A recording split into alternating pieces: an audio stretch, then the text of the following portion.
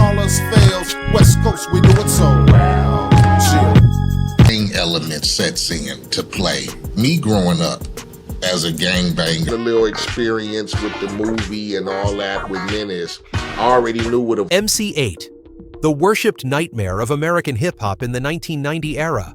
The one who unsealed Compton gangsta rap, turning Compton's most wanted into a historical milestone. MC Eiht, a name that once shook Hollywood. But behind that dazzling spotlight was a terrifying darkness.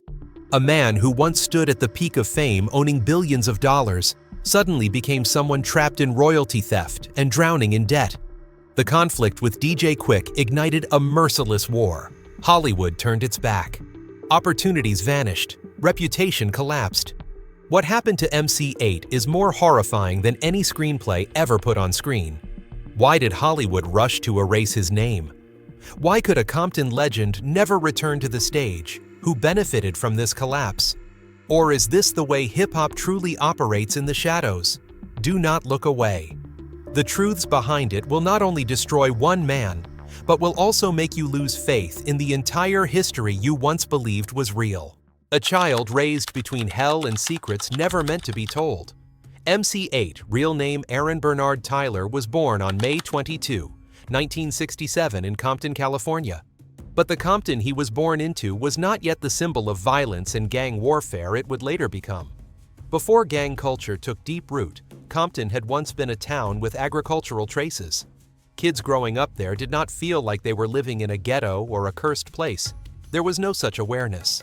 To them, it was simply home. His family carried a familiar African-American migration story.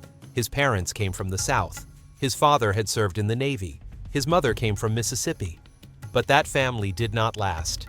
The divorce happened when MC Eiht was still very young. And from that point on, he grew up with a single mother in a harsh working environment, where she was forced to be away from home often, just to keep the family alive. His mother worked constantly. She could not track every step her son took. And like many other kids in the neighborhood, awareness of gangs came almost immediately. MC Eiht once said that joining a gang rarely begins with big decisions or criminal oaths. It usually starts very innocently. Friends growing up together, natural bonding. Then under pressure from environment and society, the line between friendship and gang affiliation slowly disappears. Compton at that time was clearly divided. Each neighborhood was a territory. MC Eiht grew up on the west side of Compton in Tragnew Park, a place he called a ghost town. This was the territory of the Tragnew Park Compton Crips. He became a member of the Tragnew Park Compton Crips, whose area stretched from 154th Street to Al Ray Avenue between Central and Cimarron. Growing up in that environment meant Eiht was exposed to violence and drug dealing from a very young age. At just 5 years old, he had already witnessed the harsh realities of the ghetto. Like many young men in similar circumstances, Eiht eventually stepped fully into the gang world, completely immersed in gang culture. He admitted that during those years, he was gang-banging and experimenting with drugs. But he was not blind to the dark side of that life. He lost many people he knew. Friends who fell in the streets, went to prison, or were simply trying to survive day by day. Instead of letting those realities consume him, Eiht decided to turn those experiences into something bigger: music. But before that, there was a time when he tried to turn to the military as a legitimate way to escape Compton. Everything was nearly in place. He passed the initial tests, completed the paperwork. It felt like a clear way out. But during the final physical exam, doctors discovered an issue with his foot. They told me to come back in 6 months, MC Eiht once recalled. And it was that 6-month gap when hip-hop stopped being a secondary option. It became the only path left. The journey of a music career from Compton to a Hollywood star. Instead of waiting 6 months, MC Eiht decided to pursue music in a structured way. He chose the stage name MC Eiht, inspired by how KRS-One used numbers, and picked the number 8 for its haunting meaning in street culture. In the mid-1980s, Eiht took his first steps in music by joining the rap group Compton's Most Wanted. The group lineup included Thaw Chill DJ Mike T and producers DJ Slip and The Unknown DJ. At that time, Eiht and Thaw Chill were still gangbanging recording demo tapes, also known as hood tapes, in their spare time. It was not until they saw their childhood friend MC Ren, a member of the legendary group NWA, explode onto the Los Angeles scene, that they realized there was still a way out of the streets. Seeing MC Ren succeed alongside legends like Eazy-E, Dr. Dre, Ice Cube, DJ Yella, and Arabian Prince inspired them to take music seriously. Compton's Most Wanted later released several standout tracks such as Death Wish One Time, Gaffled 'Em Up, and many others. Their success was not only a breakthrough for West Coast hip-hop, but a real lifeline for Eiht. Music became a survival ticket that helped him escape the gang lifestyle. As his career began to gain momentum, Eiht made a risky decision: leave Compton. But the deeper reason was his children. "I didn't want my kids growing up in the environment I grew up in, so I moved. I put them in good schools, away from all that." He made it clear that if he stayed in Compton, he would face the same problems he dealt with in his youth. Instead, he moved to a safer area, where his children could attend proper schools and live without constantly confronting gang culture. However, before fully enjoying the success of Compton's Most Wanted, Eiht was pulled into one of the most dangerous and dramatic chapters of his career, the infamous beef with DJ Quik. The notorious feud with DJ Quik. In the late 1980s, neither DJ Quik nor MC Eiht were big names. They were struggling in Compton's underground mixtape world, where everything was decided by reputation and nerve. DJ Quik at the time was nearly homeless, selling tapes on the street, DJing at small parties and clubs, doing whatever it took to get noticed. He believed that in such an environment, dissing rivals was the fastest way to make noise. In 1987, Quik released the mixtape The Red Tape. It featured the track Real Dope, where he referenced Compton's Most Wanted in a way that was not direct but clear enough for insiders to understand. At the same time, Quik did not hide his connection to Treetop Piru, a notorious blood gang in Compton. Initially, this did not cause much reaction because Quik was still unknown. But as the Red Tape spread, that line started getting attention and the spark was already lit. By the late 80s, Quik's persistence began to pay off. He signed with Profile Records in 1990.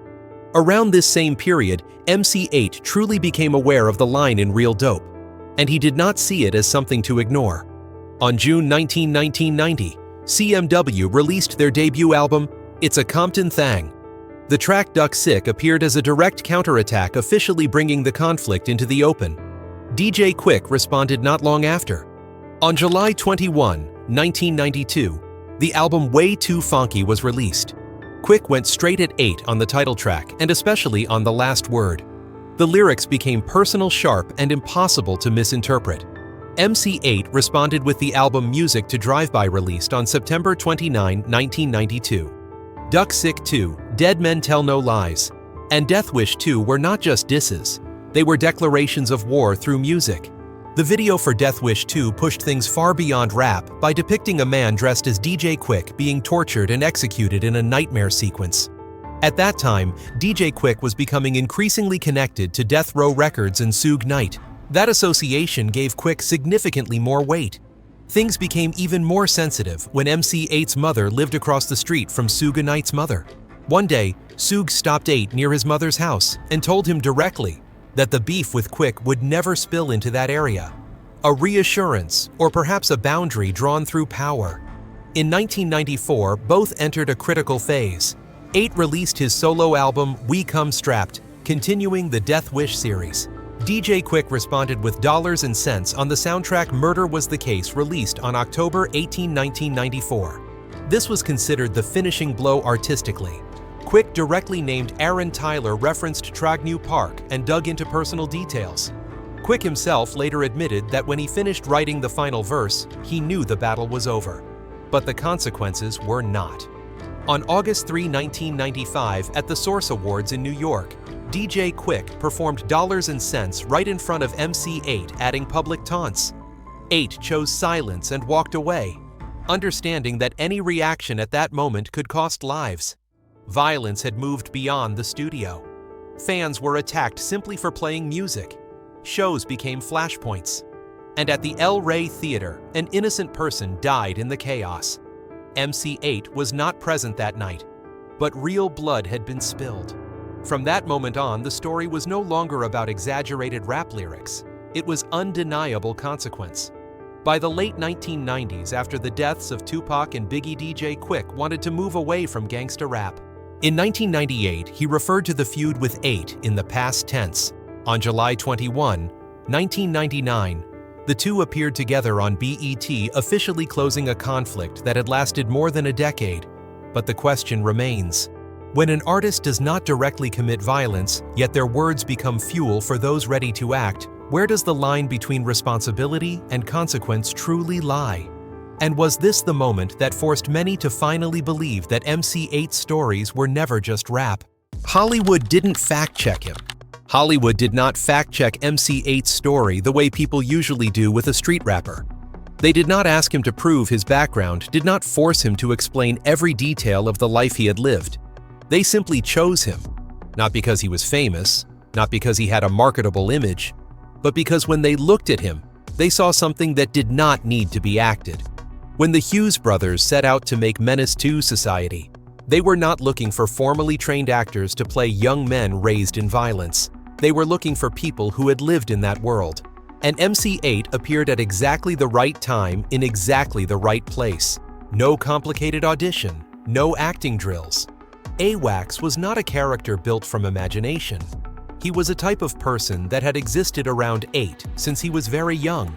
A familiar face, a familiar walk, a way of speaking that cannot be learned in acting school.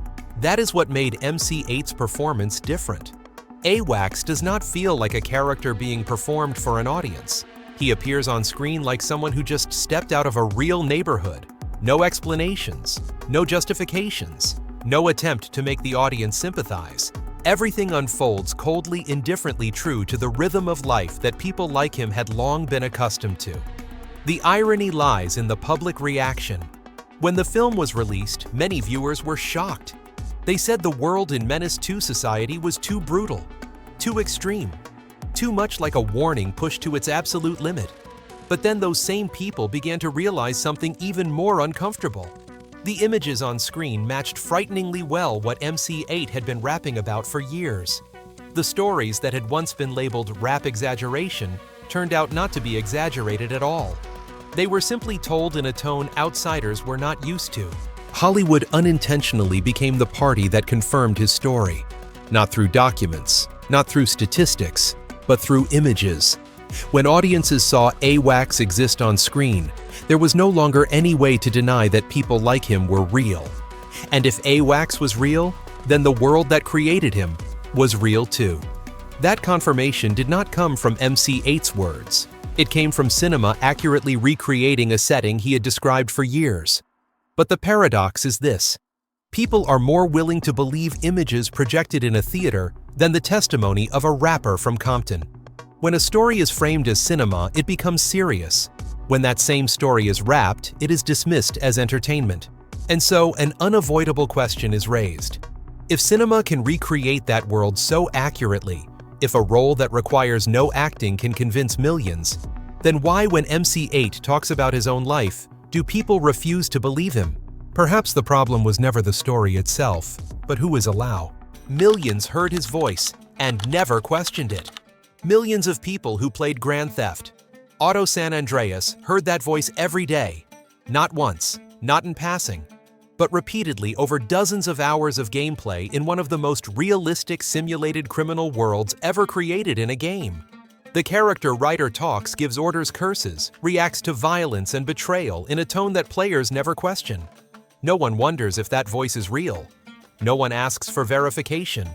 They believe it immediately, and they believe it completely. The paradox is that this voice is the voice of MC Eiht, the same person, the same cadence, the same emphasis. But while the gaming world accepts it as a standard of authenticity when MC Eiht talks about his real life outside the game, doubt appears almost instantly. People begin to ask whether those stories are exaggerated, whether he is building an image, whether it is gangsta mythology painted up to serve the music. San Andreas never asks MC Eiht to prove anything. The game does not require him to explain his past. No background, no records, just the voice. And that voice is enough for players to believe that Ryder belongs naturally in that fictional criminal world. This reveals something important that few people notice. Humans tend to believe in authenticity when it is placed inside a context they already accept as simulated. In that space, they allow themselves to believe. They lower their guard. They stop doubting. In music and in real life, the process works in reverse. When MC Eiht talks about life in Compton, about gangs, about violence, about choices forced by circumstance, listeners are no longer in a state of unconditional reception. They switch on their defenses. They question. They compare. They doubt motives. A true story is required to prove itself more than a fictional story placed inside a game. Ryder is a traitorous, conflicted, calculating character. Yet no one complains that he lacks logic. No one says Ryder is overwritten, because that voice makes every action feel justified. It carries the weight of experience without explanation. And that same feeling is what MC Eiht has carried throughout his music career. But when it appears in rap, listeners grow uncomfortable. Because rap for many people is still expected to be a performance. It must have crescendos. It must show off. It must signal that a story is being told. MC Eiht's voice does none of that. It does not beg for attention. It does not try to impress. It exists like something accustomed to being heard and not believed. San Andreas accidentally became the only place where that voice was received exactly as it was. No explanations, no suspicion, no questions about how real it was. What is striking is that most GTA San Andreas players had no idea they were listening to the voice of a real gangsta rap artist. They carried no bias, no musical context, no debate about authenticity. They simply listened and accepted it. And that unconscious acceptance became the strongest form of collective validation. Not through praise, not through critical acclaim, but through quiet trust sustained over many years. As a generation grew up with San Andreas Ryder's voice became part of their memory.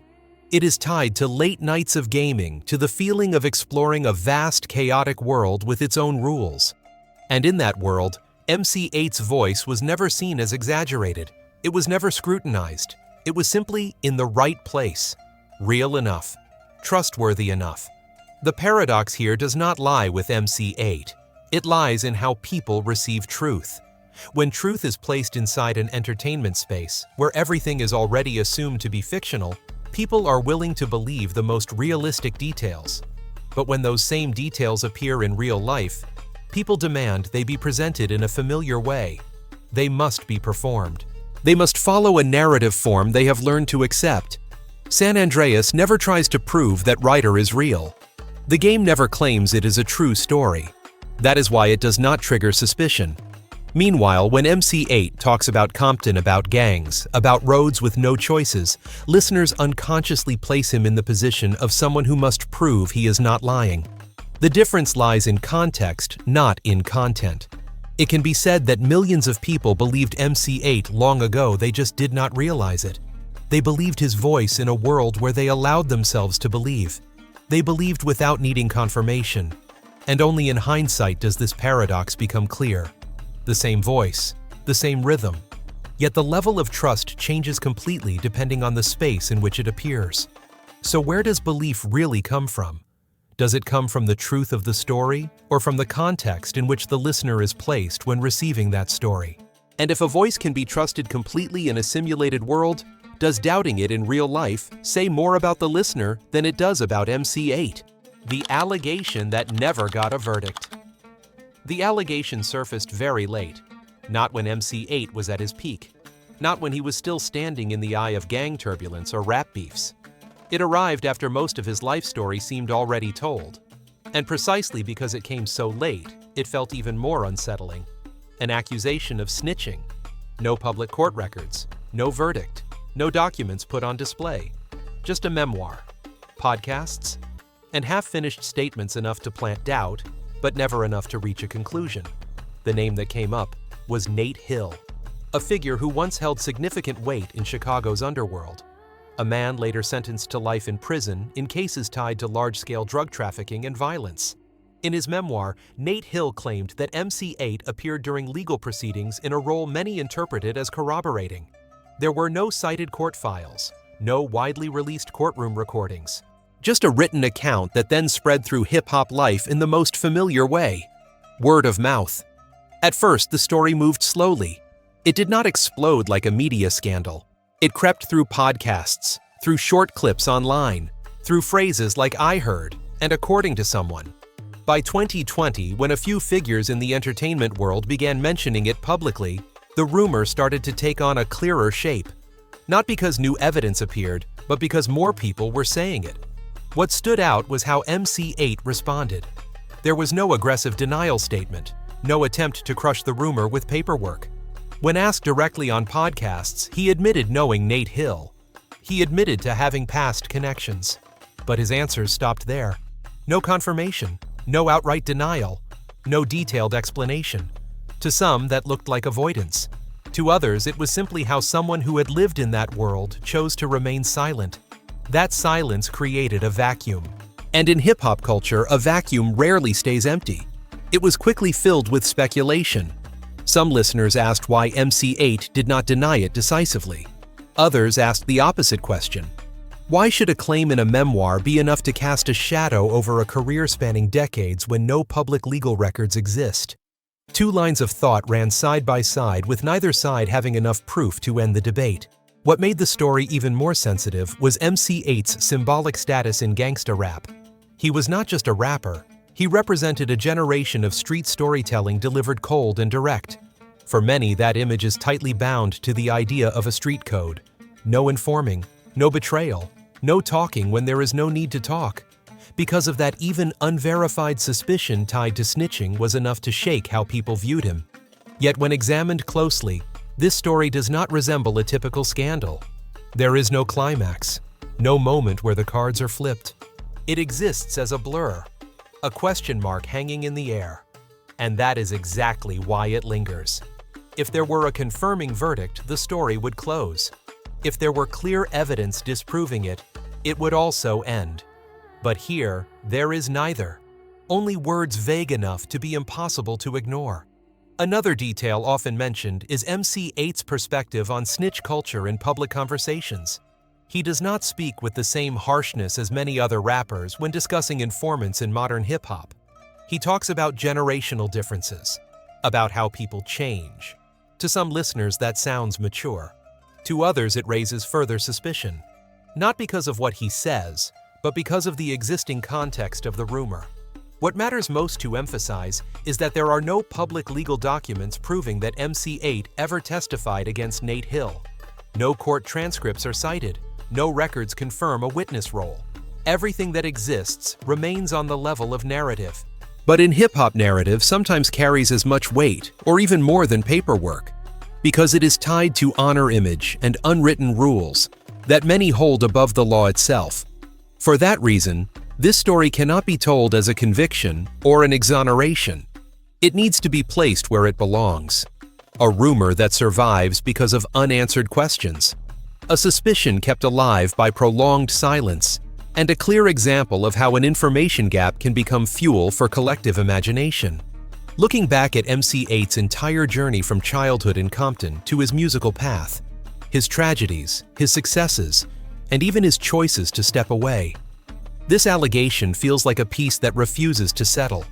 It is not strong enough to define who he is, but it is not weak enough to disappear. It hangs there waiting for each new generation of listeners to interpret it in their own way. And here, the biggest question no longer points directly at MC Eiht. It points at how hip-hop culture itself operates. What allows a rumor to outlive the truth? Is it because the truth was never spoken? Or because people, when faced with a void, tend to believe whatever makes them feel the most uneasy? Until they saw this. This was not a single piece of evidence presented in court, nor a dramatic turning point that suddenly changed everyone's mind. With MC Eiht, this formed slowly over many years, through fragments that seemed disconnected but eventually fit together in a disturbing way. No one stepped forward to officially vouch for him. There was no formal exoneration, only time and the repetition of the same truth appearing in different forms. His childhood was once doubted for sounding too heavy, but when historical facts about Compton were placed next to his account, they did not conflict. They matched. The neighborhoods, the gang boundaries, the years of escalating violence, the broken families. Not a single detail fell outside the larger picture. What was once dismissed as exaggeration turned out to be a blunt slice of an era many preferred not to remember. MC Eiht's music followed the same path. At first, it was questioned for lacking drama, but over time, more insiders, people who lived in the same places and moments, confirmed that his way of telling was the closest to real life. No embellishment, no bragging, no theatrics. Those seemingly cold details became the strongest proof of authenticity. Then came the tragedies. Not tragedies in lyrics, but tragedies in real life. Beefs that moved beyond music. Violence that left real consequences. Innocent people caught in the fallout. Deaths that needed no long explanation. When the consequences surfaced, people began to realize that the world MC Eiht described was not a stage. It was a chain of real events with irreversible costs. Film and video games unintentionally became other witnesses. When MC Eiht appeared on screen, when his voice echoed in games, the public accepted that realism without hesitation. No one questioned it. No one doubted it. Strangely, the same person, the same voice placed into a different form of entertainment, was believed immediately. Only in hindsight did people notice that contradiction. Then there was the industry. Broken contracts, opportunities pulled back. Years lost not because of a lack of talent, but because he no longer fit the new direction. Those traces were quiet, but they lasted long enough to reveal something important. MC Eiht did not disappear because he ran out of stories. He was pushed to the margins because his story was too real, too difficult to package. The final trigger did not come from a shocking revelation. It came from the moment when all the pieces rearranged themselves. People did not believe MC Eiht for a very long time. Not because he was wrong, but because the truth he carried was too heavy. And if it takes decades to believe someone like MC Eiht, then the remaining question is this: how many other stories were ignored simply because they were too real to be accepted at the start? All data, analysis, and commentary in this video are presented based on information available at the time of production. The content is subject to change over time and should not be considered a definitive forecast. There is still so much more to explore: stories of resilience, legacy, and truth. Feel free to dive into some of our top recommended videos now appearing on your screen.